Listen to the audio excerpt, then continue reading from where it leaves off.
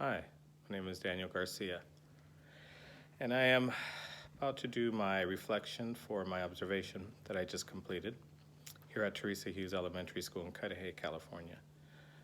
I had the pleasure of observing two teachers.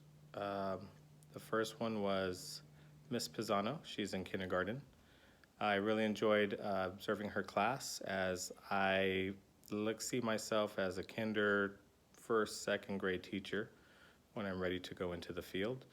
I enjoy the company of the little children, and I enjoy their honesty and spontaneity, and the fact that they're still willing to learn and want to learn.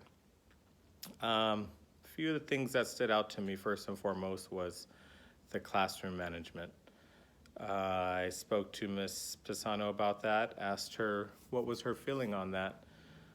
She said that it must be done at the beginning of the year to set the structure, set the tempo, and set the mood of the class. She said if that's not done at the beginning, then you would be struggling the rest of the semester, and everything would be harder for you subsequently. She went on to say, and from what I observed, that she spent the first 2 weeks getting the children to know how things are done, kind of like the style of Harry and Rosemary Wong, how they said that teachers should spend the first 2 weeks establishing their routine, procedures, and rules. And Ms. Pisano said that it wasn't necessarily she was following the Wong's theory, but that's just what she's done. She's been teaching for over 24 years, and it shows the calmness that she displayed in the class, the tenor that she used to teach, to do classroom management. I had not seen her raise her voice one time in there, and the children all responded positively and well. They seem rather happy always to be in her class, and I told her that I noticed that.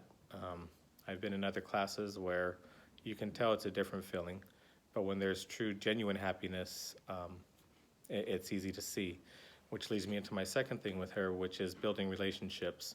She mentioned that social-emotional component in the curriculum pretty much dictates that you need to build relationships with these kids. You need to get to know them to find out what they like, what they don't like, how they learn, and how they respond, and genuinely getting to know them. And once that happens, then there's just a better connection between the two. They're more receptive to learn, and you're more willing to give. And it's a symbiotic relationship. I enjoyed watching her and observing her through my time. Next was Miss Alvarado.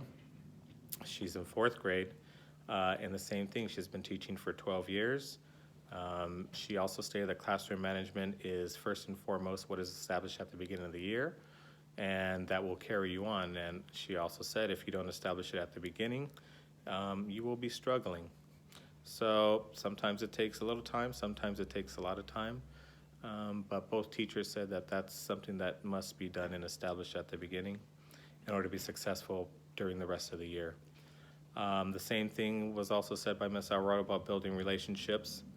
Um, it's almost as if the answer is the same, but she intimated the same thing, that you need to get to know your students.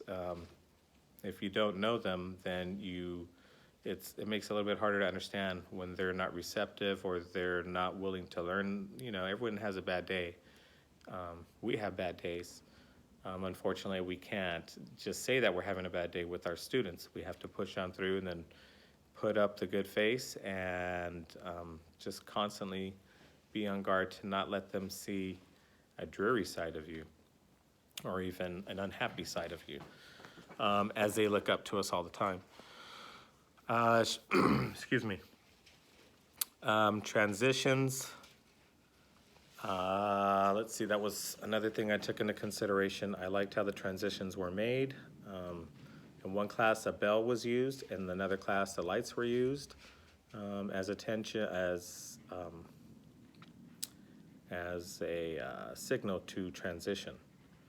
So overall, through my observations, those were the two biggest things that I saw, the classroom management and the relationship between the teacher and the student, the genuine caring that I hope to incorporate into my classroom.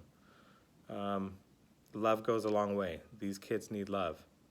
And some of them, unfortunately, don't get it at home, so they need to get it here. And it shouldn't be that teachers feel that they have to. It should almost come naturally. I feel that's how it comes to me. I look forward to getting into a classroom and applying the strategies that I've learned, not only in this class, but my classroom management class, as well as all the other classes in the credential program. I've learned a lot that will help me be a better teacher and help bring the best out of my kids, whatever culture I encounter. Here it's predominantly Hispanic, excuse me, but I have to be prepared to teach every student, regardless of where they're from.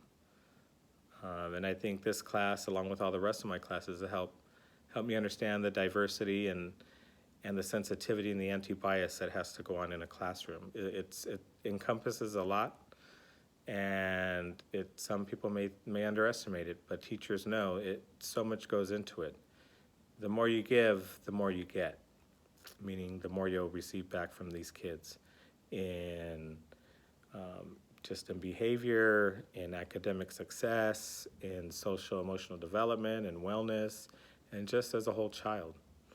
I thank Dr. Anderson for the opportunity to do this reflection on video, as it has opened my eyes. Thank you again, Dr. Anderson. I appreciate you very much. Thank you.